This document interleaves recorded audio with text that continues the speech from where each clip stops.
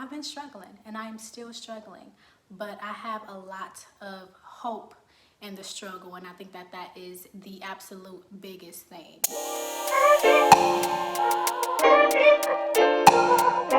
Welcome back to my channel. It is Kiera, and I am here today because I want to talk with you all about just being in the storm and how to stay hopeful in the storm, because right now, honestly, I am in probably the biggest storm I've ever been in my entire life. And I just kind of want to pour that out, and I really was not even going to do this video because I wanted to wait until I came out on the other side and say, hey, I was going through this, look at where I am now, you can do it too. But some friends brought it to my attention that, you know, you might want to talk about it while you're in it. And so I'm taking the opportunity to do that. There may be someone out there who needs to see that, hey, I can still be strong in this season. Since July, well, I've had anxiety for a few years. Just kind of like not very severe. I have been experiencing anxiety since July of this year at the most heightened degree I have ever experienced it at. And when I say that, I mean, you know, having intrusive thoughts, not sleeping for days in a row, crying all the time. I have lost over 15 pounds because I lost my appetite for weeks. And so under like 30 days, I lost like 15 pounds. And when I look at my body, I see that I've lost some muscle mass as well. Like my body is not the same at all. Not being able to catch my breath, heart beating at like 180, 190 beats per minute, and I'm not doing anything but just sitting there. Chest pains, the anxious cough that you get when you just feel like there's just something just housed here, just some anger or some hurt just housed in your chest. Muscle twitching, body aches and pains, stomach pains, tingling, numbness, just all of these different things that are manifestations of just stress in the body. And some of this stress is not even stress that accumulated this year, but stress that has been in my body since I was young, which is true for a lot of people. And I have been having such a hard time just getting past that. You know, some people really don't understand, and they just think that, oh, you just worry too much. Like, it's bigger than someone just worrying too much. When you are a young person, when you are a child, you don't understand that that thing that happened to you will affect you when you're 30 years old.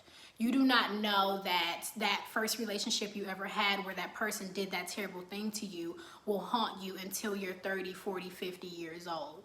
You just don't know how your pain will manifest for you. And so I think that it is so important to be compassionate. And this has been teaching me to be compassionate towards other people, because you understand that trauma changes you. It changes your brain, okay? If you are not aware, which a lot of us in certain communities are not aware of what pain does to your mind. We go about life and we think that we're fine, but realistically, we hurt people, we shut people out, we are aggressive, we are nonchalant, we think it's cool to not make friends. We do all of these different things that we don't even know that it is the result of trauma.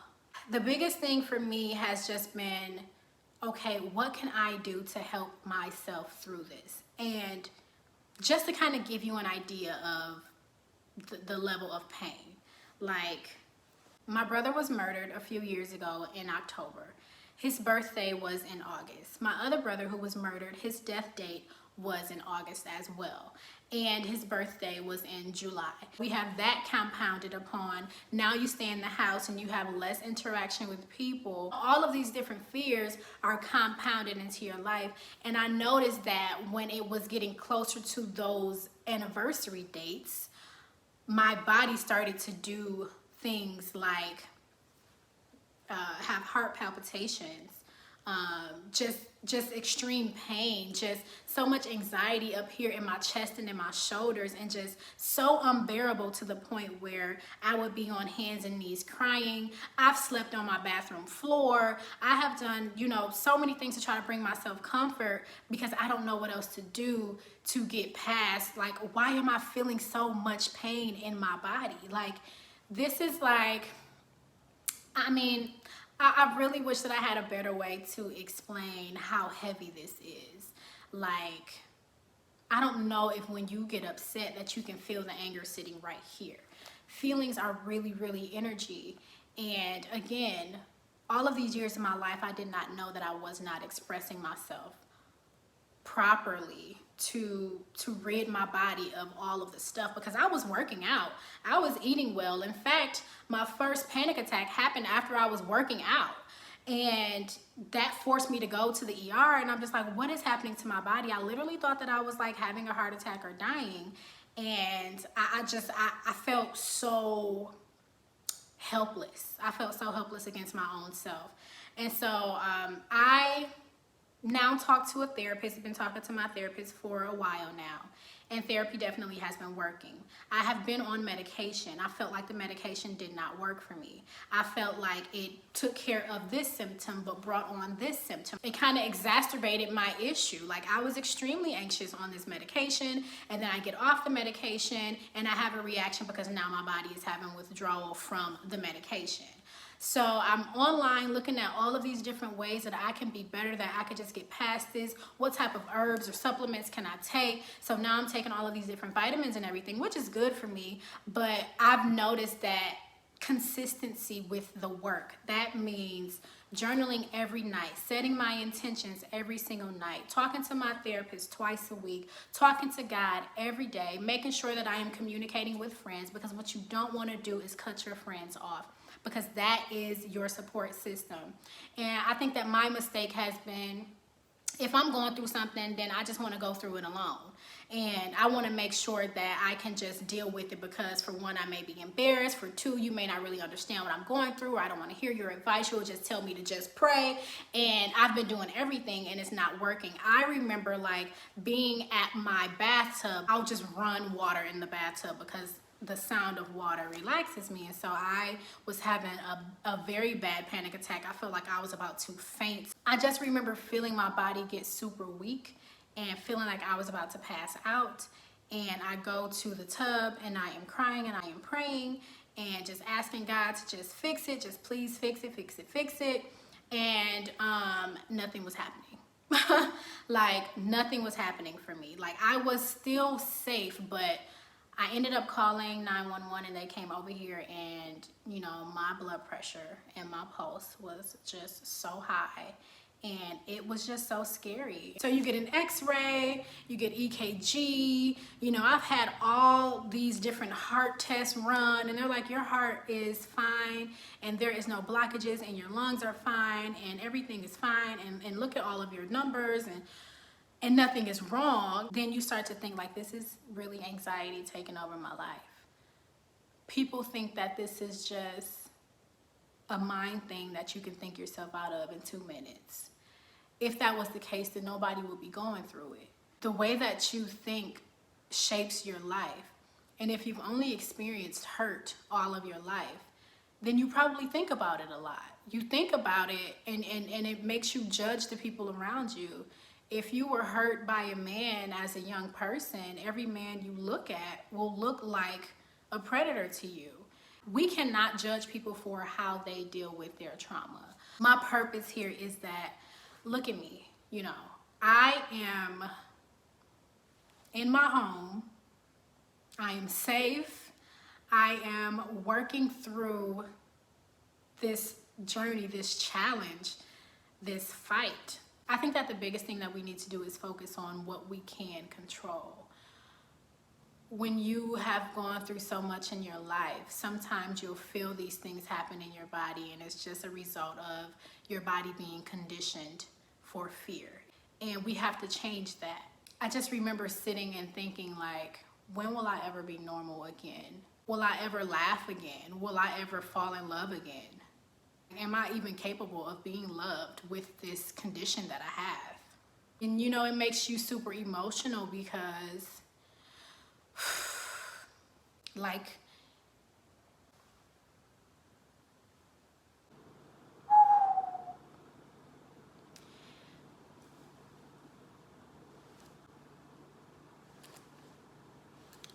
you start to teeter-totter between I want opportunities, I want love, I want happiness, and then it shows up and you're like, I don't know if I'm strong enough to maintain this new opportunity, this new love, or this new happiness. Or you think that I have it, but will it be snatched away from me like everything else in the past? I think that I've been learning that I get in the way of myself a lot sometimes. We have to stop getting in our own way. And it's really, really hard to do, but it can be done through journaling, through setting your intention. Because if you think about it, if you think a negative thought for 30 days, then your life is probably looking a lot like what you think about. But if you say something positive every day for 30 days, you will start to change your circumstances.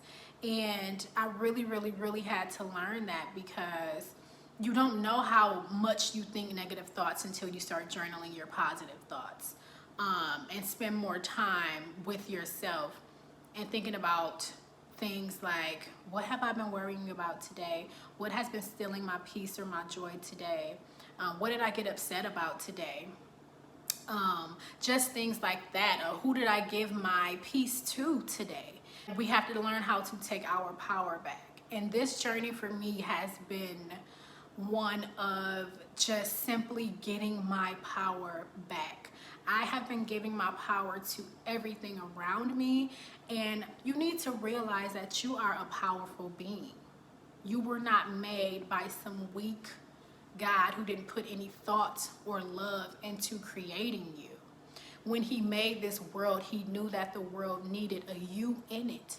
And so that kind of puts things into perspective. Like, I am important. There's a lot of things that I have to get done in this life. There's so much that is meant for me. And when you feel yourself down in the dumps, or you feel like I can't even go to work, listen, I have not been working because I cannot even bring myself to doing work for other people when I haven't done the work for myself yet. When you feel like your life is getting like that, you need to realize, hey, I am a powerful being, and for me to get to where I need to be in life, I have to stand up for myself. I have to stand up to these thoughts. I have to stand up to the trauma, because if you don't, it will run your life until you are freaking 80 years old. I have met people who are in their 60s, 70s, 80s, and they have anxiety, and they've had it for a lot of their life because simply doing the work is too much. People who are depressed or have PTSD or any type of mental situation are considered lazy people because they don't do anything. That is really not the case, but you have to push through it. There's so many things. I didn't feel like cooking myself any breakfast this morning, but I said, I am dedicated to changing my life. I am dedicated to getting better, and I know that if I get up and I scramble these eggs, that will be another step towards the right direction for me. Nothing is more important than you healing yourself right now. I know that I don't feel like going to a gym, but I get up and I do it, and I give myself at least 30 minutes. I don't have to hit the weights. I don't put pressure on myself to do some squats. If I could just walk for 30 minutes, that is enough for me. And that is what I got up and did this morning. This morning I made breakfast, and this morning I went to the gym, and I am recording this video right now, and I am considering myself being super productive today, because there's some days where I lay in the bed all day and I'll eat ice cream. I'll just do what my energy allows me to do. But when you start to be intentional and get serious about your healing, that is when things start to change. There were mornings that I woke up and my heart would already be pounding. Now when I wake up, I'm perfectly fine. Now when I wake up, I'm smiling and happy. Like I said, I am still in the storm. I have not come out on the other side just yet, but I am. And I think that what you should do if you're going through this is write down a list of things that are evidence that you are getting better. that would probably look like, you know, I got dressed today. I called someone I love today. I didn't feel any palpitations today. I didn't have too many negative thoughts today. Anything. Just make sure that you are putting your focus on the good things, because that has been helping me, and my therapist has been helping me to realize that, you know, I can change my situation. I'm not stuck here. And it may feel like you're stuck there forever when you're going through that, but I want you to be inspired to just keep going, man. You really, really, really have to keep going. And there will come a time where you will look back and you will just be like, wow, I made it through that. Like, I really, really made it through that. Please, please, please, please, please just keep going. And when I say keep going, I mean keep showing up for yourself. Maybe there's a day out of the week where you don't feel like it. That's fine. Rest. But for the most part, make sure 80% of your time is spent towards bettering yourself, towards healing yourself. This is the perfect time to focus on healing because of what's going on in the world. And I know a lot is going on in the world, but just be intentional about that. But I just hope that you are inspired. I hope that you keep hope alive and that you keep going. Literally, only take it day by day. The thing that has been helping me is staying present, knowing that this moment is the only thing that is real right now. Tomorrow is not real. Yesterday is no longer here. Right now is the only thing that exists. And anxiety is worrying about the future or being stuck in the past and how it will affect your future. And that's not safe. That's not fun. That doesn't do anything for you. Being in the storm feels like you will never make it out. It feels like you don't know what to believe in. It feels like you don't know if God hears you, if He loves you, if He exists. Being in the storm feels like you are alone. It feels dark. It feels like your body is failing you, your mind is failing you, that no one loves you, that no one is checking on you, that there is no hope for your future. We don't know what's going on. If you think about being in the eye of a storm, you don't know what's going on. Everything is loud and chaotic, and nothing is controlled. There is no control in a storm. At least that's what we think. But when you think about God and how powerful and mighty He is, you have to realize that there is someone who has this under control. And while we may be a small part in this universe, there is a big God who has everything right in the palms of His hands. So if you are struggling through something, if you are in a storm and you're just seeing things fly all around your head and everything is being uprooted and torn apart and thrown and separated and washed away and blown away, you have to realize that you are the thing that God will help remain put. You are the thing that God cares about, that He will give you the strength to make it through this. You have to realize that the things that are being displaced are the things that have to go anyways. That might be thought processes, your mindset, that may be people, that may be your career, that may be your home, that may be any other type of relationship. You have to trust that God is one that is washing and blowing everything away. I had a dream that there was a big storm and that everything was washed away. Everything was just so chaotic. And after a little while, the next morning, there were flowers everywhere. There were clear waters. There were streams. Everything was new. So take comfort in knowing that God is creating a new thing, and you have nothing to be afraid of. I know that with anxiety and depression and PTSD, that is a result of just fear, just so much fear. But when you think about this moment, you realize that although I was fearful, God was present and faithful. And it builds up your faith so that you realize that